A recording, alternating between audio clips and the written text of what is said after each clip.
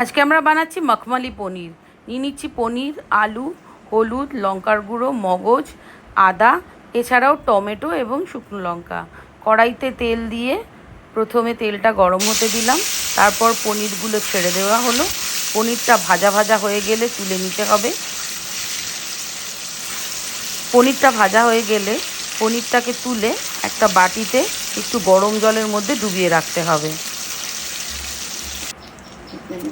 পনির সব ভাজা হয়ে যাওয়ার পর কড়াইতেই জিরে ফোড়ন দিয়ে দিতে হবে কেটে রাখা আলুগুলো।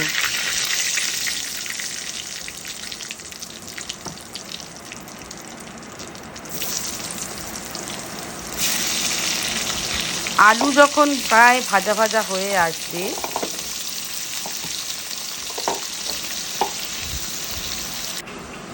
তখন আলুগুলোকে তুলে নিতে হবে। দিয়ে দিতে হবে টমেটো পিউরে, আদা বাটা,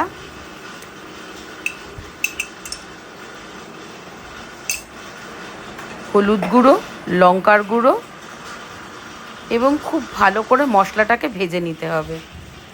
স্বাদ মতো লবণ তো অবশ্যই দিয়ে দিতে হবে। মশলাটা যখন পুরো ভাজা ভাজা হয়ে আসবে এবং মশলাটা থেকে তেল ছেড়ে তেল ওপরে উঠে আসবে, তখন দিয়ে দিতে হবে মগজ বেটে রাখাটা। কারণ মগজ কড়াইয়ের তলায় লেগে যায় বলে খুব ভালো করে নাড়াতে হবে। মগজটা যখন ভাজা হয়ে যাবে তখন দিয়ে দিতে হবে আলুগুলো। এরপর আলুটার সঙ্গে মশলাটা মিশলেই দিয়ে দিতে হবে জলে ভিজিয়ে রাখা পনিরগুলো।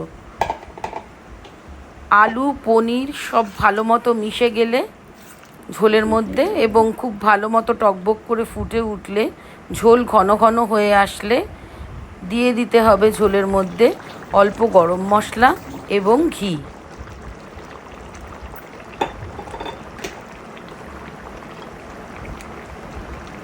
এই ঘি গরম মশলা একটা আলাদাই স্বাদ এনে দেয় এই তরকারিতে।